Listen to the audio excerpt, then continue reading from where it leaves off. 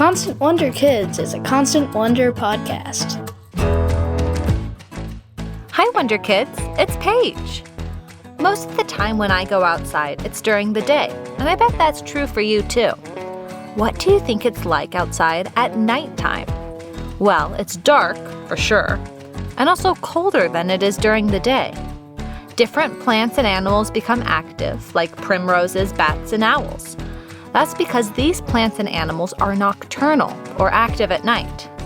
If the night is clear, you can see the moon and the stars in the sky. Being outside at night seems mysterious to me, and maybe a little bit scary. But to our guests today, being outside at night is pure magic. Looking back, I think I've actually always been drawn to and interested in nocturnal experiences. Darkness has always interested me. This is Leigh Ann Henion. She's an author, and she recently wrote a book all about the magic of the nighttime world and nocturnal creatures. Last season, we talked to Lynn Faust, a firefly expert. Leigh Ann is also interested in fireflies, and they're actually the creatures that first pulled her outside at night. I had gone looking for synchronous fireflies in Great Smoky Mountains National Park, and it was a fantastic experience. The fireflies were magnificent, but I was struck by the fact that night after night, walking around in search of fireflies, I was walking around in darkness without a flashlight, without a source of artificial light. And it was something that I had not really done before. And so the darkness itself really felt like solace. It was a really restorative experience to walk in the dark. Leigh Ann loved the feeling of being in the dark, and it made her realize how often we rely on artificial light when we go outside. Artificial light is light that doesn't come from the sun. Things like flashlights, lamps, and even fires. These lights can make human activities easier, but artificial light can also have a negative impact on creatures that are used to the dark. I learned a lot about light pollution, so how artificial light disrupts fireflies, and I learned that it also disrupts owls, glowworms, moths, bats. Pretty much everything that I went seeking. Natural cycles on Earth are incredibly disrupted by artificial light, and when I published that story, a lot of readers started reaching out to me, and they were saying things like, I read this story and it inspired me to turn off my porch lights. And I was like, wow, this story has inspired someone to change a habit, to take an action. And it was because people got curious to see what might be in their yards, to experience the darkness of their own yards. Darkness has things to offer. People were interested in seeing nighttime creatures living comfortably in their backyards, so they were willing to turn off their porch lights to create the right environment. So, what are these nocturnal creatures that are so interesting? Besides fireflies, one of the first nocturnal animals that drew Leigh Ann's attention was the spotted salamander. Spotted salamanders only come out a couple weeks in spring, so they really spend most of their lives underground in darkness, and we really don't know that much about their day-to-day, night-to-night lives, but they do come out just for this short period of time. There's a mountainside that has escaped development, and salamanders just flow out of this mountain in breeding season. And if there are roads blocking that migration path, there are often people who will go out and have salamander brigade nights where they're making sure that the salamanders can safely cross. So these spotted salamanders come out of the ground for only a couple weeks each year to go marching down the mountain to where? To get to the ephemeral pools, which is where they breed. Ephemeral pools are natural pools of water that fill up in the spring, perfect for the salamanders who need water to lay their eggs. When the salamanders get to ephemeral pools, they lay their eggs. And so the salamanders want to hide under leaves. They really just don't want to be in the sunlight. But these eggs are exposed to sunlight. And so when a spotted salamander develops its nervous system, algae actually blooms inside of these eggs. And so it's a little boost of oxygen. The salamanders need to make it to these pools to lay their eggs, and sometimes that can mean crossing roads and other obstacles. Luckily, there are often humans around to help.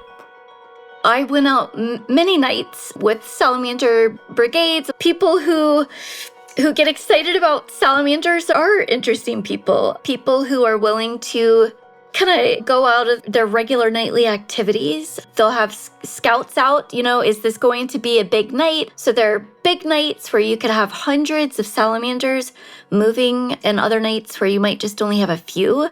And it's dependent on temperature and rainfall and all sorts of different things. So it's never quite exactly known what's going to happen night to night. On a big night, hundreds of salamanders move from the mountain towards the ephemeral pools, and sometimes they have to cross roads to get there.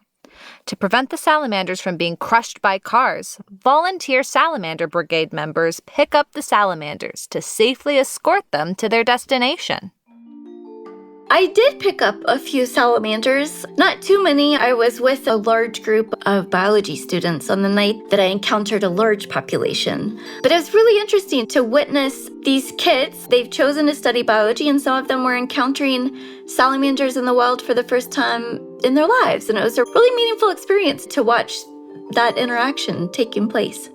These migrating salamanders are a great example of the creatures that the nighttime world has to offer. As she met more and more nighttime creatures, Leigh Ann realized that sometimes people can have negative opinions about certain nocturnal animals. Glowworms are fantastic. They are magical, and they are maggots. So maggots, we need some positive PR, right? Bats, I've come to think bats also need some positive PR. Over and over, a lot of these nocturnal creatures really get a bad rap. Moths are a great example. People love butterflies. I mean, people just absolutely get excited about butterflies. But if you ask people if they love moths, oh, no, not usually. There's a little bit of a pushback sometimes. What do you think about moths? Have you ever seen a moth before? Maybe near a porch light or by a lamp while camping? I'll admit, moths seem a little freaky when I first think about them. And I don't really even get why. Maybe I need to give moths a chance, because it turns out they're actually pretty important. Moth species outnumber butterfly species. They are incredibly undervalued as nocturnal pollinators. People are pro-pollination, and some scientists would argue that they are more important pollinators than bees. So I don't want to get into the fray of that, but the landscapes that we appreciate in daylight, a lot of those landscapes are made possible because of the work that these moths are doing at night. And I also think there's a perception of moths as just dull and drab and, just they want to come and eat your clothes and your closet. But, there are so many gorgeous moth species, just incredibly colorful, giant and tiny. They're just gorgeous. If you want to go outside and see a moth after hearing Leigh Ann's enthusiastic description, you're not the only one.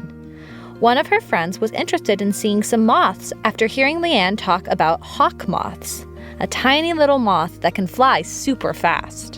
Hawk moths are fantastic. I actually have a friend who she has nocturnal blooming flowers, and she just didn't spend time out in her garden at night at dusk. She just hadn't been out there. And I told her about hawk moths, and she went out. She got in touch with me. She said, I went out and I found one almost immediately. And she was like almost in tears. And I was like, why are you so emotional over this? And she said, because they were there the whole time. The idea that all this wonder has been out there in darkness the whole time, it's fantastic. In addition to special animals and bugs that are active at night, there are also plants that move and grow in the dark, just like the nocturnal blooming flowers that Leigh Ann referenced. These plants can be put together to create a moon garden, perfect to enjoy in the dark.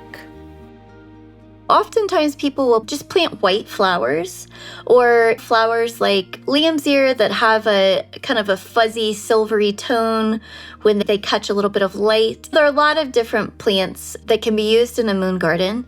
Common evening primrose, they have these little latches on them.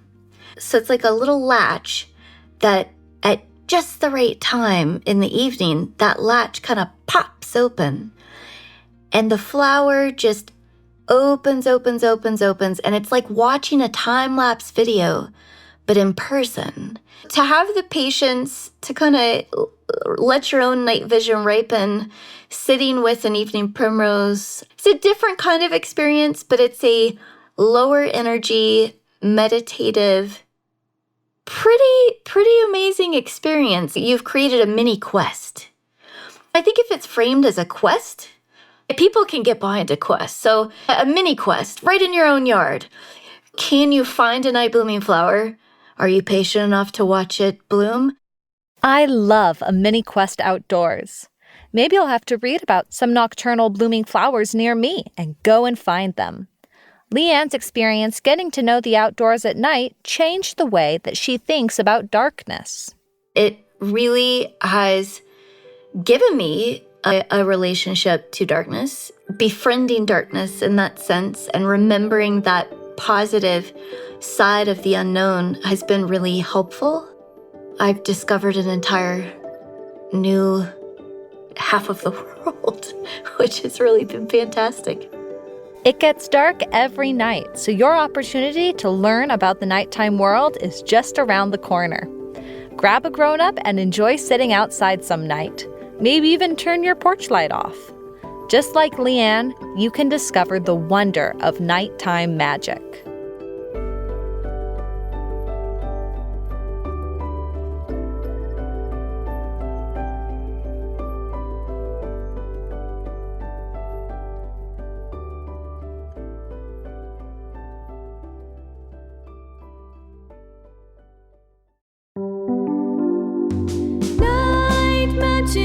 Night magic, open your eyes to see. Night magic, wild creatures roaming free. When nighttime comes and it's dark outside, the nocturnal world comes to life. Night magic.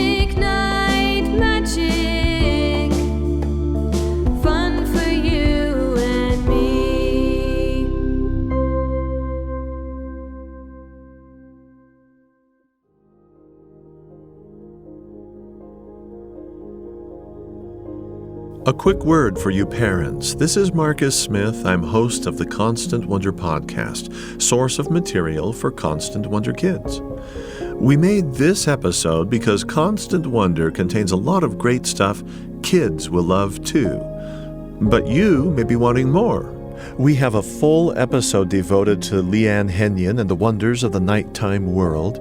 If you'd like to hear the full presentation, find Constant Wonder wherever you get your podcasts. The episode is titled Not So Scary, The Dazzling Secrets of the Dark.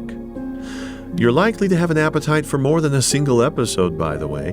Constant Wonder is an ongoing quest to find awe and wonder in all nature, human or wild, vast or small, the kind of encounters that move us beyond words. Remember when you had time for wonder? Well, we suspect you still do. Subscribe to Constant Wonder on your favorite platform. Constant Wonder Kids was produced by Paige Crumperman-Darrington with sound design by Mitchell Towsley. Tenery Taylor is the executive producer. Constant Wonder Kids is a production of BYU Radio.